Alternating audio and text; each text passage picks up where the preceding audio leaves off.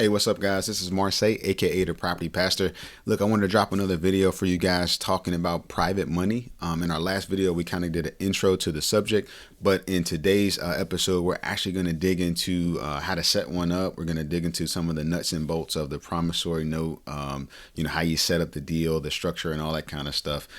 So we're going to just kind of dig into it today. But before we do, I want to remind you guys to make sure you like and subscribe to this channel. By doing so, you're going to get notified and chimed in to new and amazing content that we're dropping every single week to help you along your journey in real estate investing. So let's go ahead and jump into it. And like I said, I want to talk a little bit about private money today. And, we're just going to kind of piggyback on where we left off last week. But today we're going to go into further detail. So let's kind of review some of the benefits that we talked about last time. So first of all, private money. I love using private money because it's much faster than conventional lending. As we talked about last time, some of your conventional lenders are going to put limits on you in terms of how many properties and how many deals you can borrow money against, how many things you can set up. Sometimes some do 4, some are up to 10. Fannie Mae's got different guidelines and things like that. But when you enter into the private money world, there are no real limitations. So I do like the fact that it's much faster.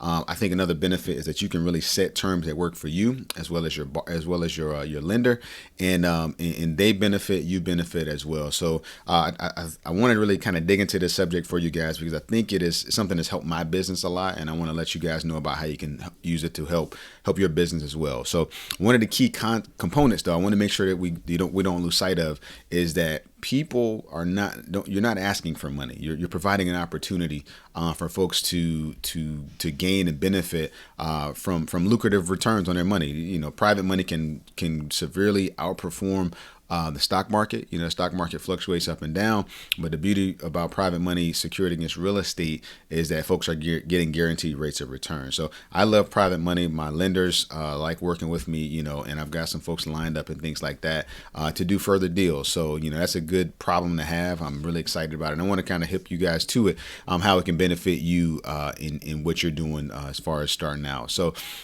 just to look at setting up a private money deal, there's some components here, right? There's the deal itself, which, sometimes folks say, well, get the deal and the money will come. And then some folks say, get the money and the deal will come. I don't know if one is necessarily better than the other. I think you're going to obviously need both of them. But the first component in dealing with private money is really the deal itself. So you're going to go to a lender, right? Somebody that, could be a high wage earner, could be a family member, right? You may be trying to finance a fix and flip. You might be trying to finance a bird deal. Some people even use private money to acquire an entire property. Some folks are, maybe older and they've got disposable income of, $150,000, $200,000, and they don't want to park that in the bank, right? If they park that money in the bank, they're only going to be getting, 0.25%, 0.5%, right? So you come along with a deal, and they can be a cash buyer, in terms of doing that, right? You give them a 6%, rate of return, 5%, maybe sometimes even 3 or 4, just really depends. If you're able to do that, right, they're benefiting and you're benefiting too. So that's why I love private money, because it's really a win-win situation. I tell people all the time, why should banks have all the fun? And if you really understand the law of 72 and the power of compound interest, and you can get your lenders to understand that, you can do really well. So you're going to have sources, right? They're going to be friends and family. High wage earners might be folks that are maybe a doctor or a lawyer, attorneys and things like that. But then you're also going to have folks who are a lot more seasoned, right? Who are they're really savvy. They're going to underwrite you. They're going to vet you. So I think you have kind of folks who really you're doing the educating to them, right? You're really showing them how to do things. But then you also got folks who are a lot more seasoned and that they actually lend money, as a way of life. So they typically, they might have a home equity line of credit they want to employ. That's an example of one. You might have somebody who, has recently sold a house or retired, and they're sitting on funds, and they don't really trust the stock market. As the older you get, people tend to trust the stock market less and less, so they try to diversify. So let's just talk about it, right? The components, like I mentioned, are the deal itself. Then there's the source of funds. When I talk about source of funds, and we talked about it a little bit here, folks might just be sitting on cash. They might have a home equity line of credit.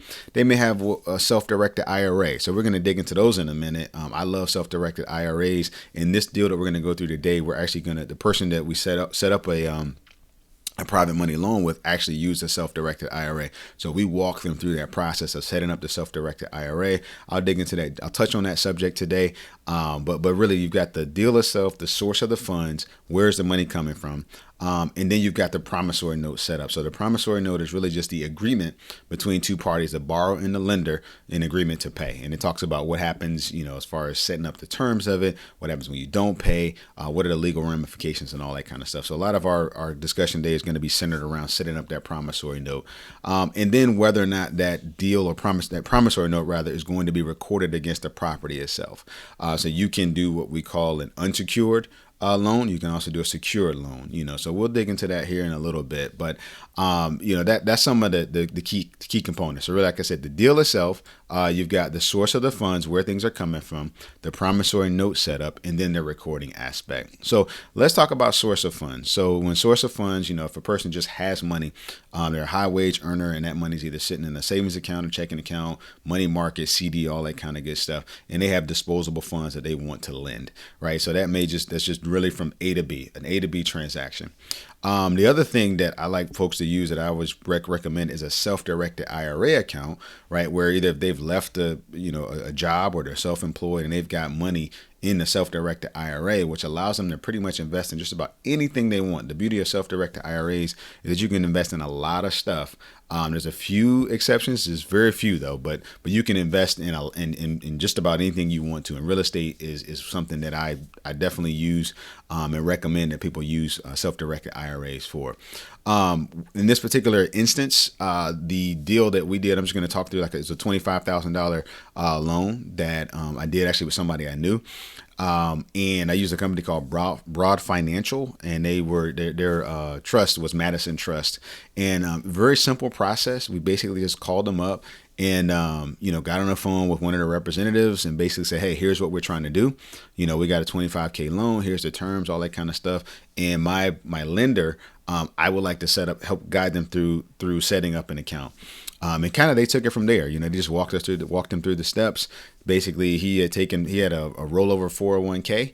One thing, just not to digress too much into self-directed IRAs, but if you have a company-based 401k, you most likely, in most cases, you cannot roll that into a self-directed IRA. If you have a rollover IRA, you can do that. So at some point, we'll do a video just talking about self-directed IRAs in detail. But one of the things that we did here, like I said, it was very easy to set up.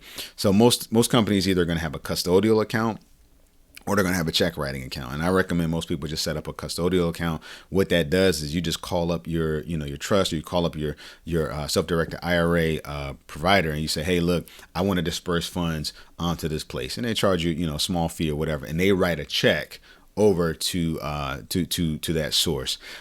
If you're using a check writing account, it's basically just like any other account. You can disperse funds yourself.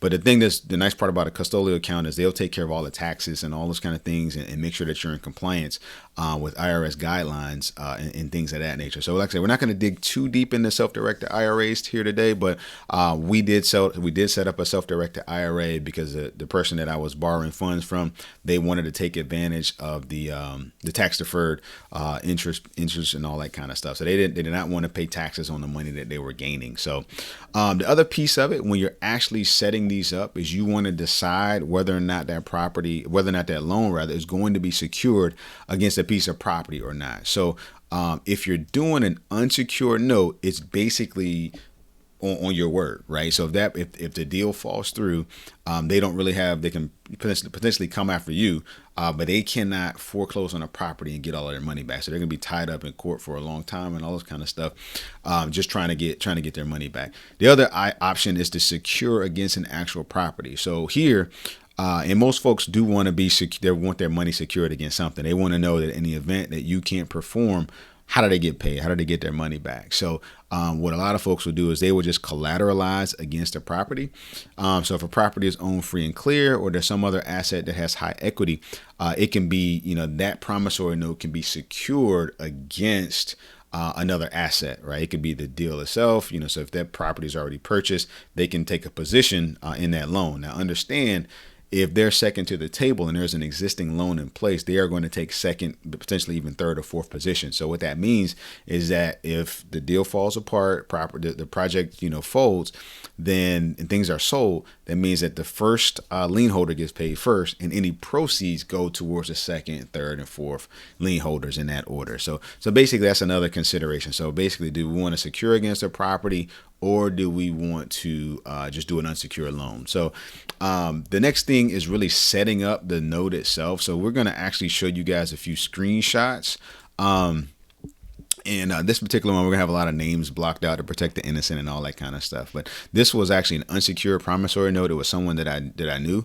You know, some people will say, well, don't do business with people that you know. Don't borrow money from people you know. In this instance, you know, they actually came to me and they said, hey, I love what you're doing. I believe in what you're doing, and I want to benefit from it. So we set up an unsecured note form, and the amount was for $25,000. Basically, what the components, the content of this thing, as you look at it up here, I'll show it here on the screen. It's just going to show who the borrower is, you know, name, address, all that kind of good stuff. It's also going to show who the lender is. And again, I mentioned that we set up a self-directed IRA. So we've got the trust here, care of the, you know, the person that I was doing the particular loan with. Then there's the promise to pay section. It's just going to list out the loan amount. It's going to list up the interest rate, and it's going to list out, you know, things like where payments go and all that kind of good stuff. Then there's a repayment section in this particular promissory note. So it's just going to say, hey, the full is going to be due by this date. We've got an amortization schedule in here. Just kind of goes out, you know, what the yearly items are and things like that. So some promissory notes are going to be set up, just really depends on how you want to structure. So if you want to structure for a short-term deal with a monthly payout, you put an amortization schedule in here. It's going to show that you're going to be dispersing on a monthly basis, you know, whatever those terms are. If you're doing 10%, whatever, and they want to be paid each month, that money's got to be paid each month according to the schedule. Some folks like to do it all on the back end. So if it's a 1-year note, 3-year note, whatever, it just says at the end of the day, when it's all said and done, this is what I'll get paid, right? So it's just making sure that everybody's on the same page. So that's what the repayment looks like. Just a note, if you are doing like a fix and flip, or even a bird deal that's going to have a large amount of money. If you're doing, you know, $100,000 loan or whatever, some people actually set up what they call a draw schedule. So what that means is that the person who's lending funds, they want to make sure you're not going to just take their money and run. So they're going to be setting up where inspections have to take place.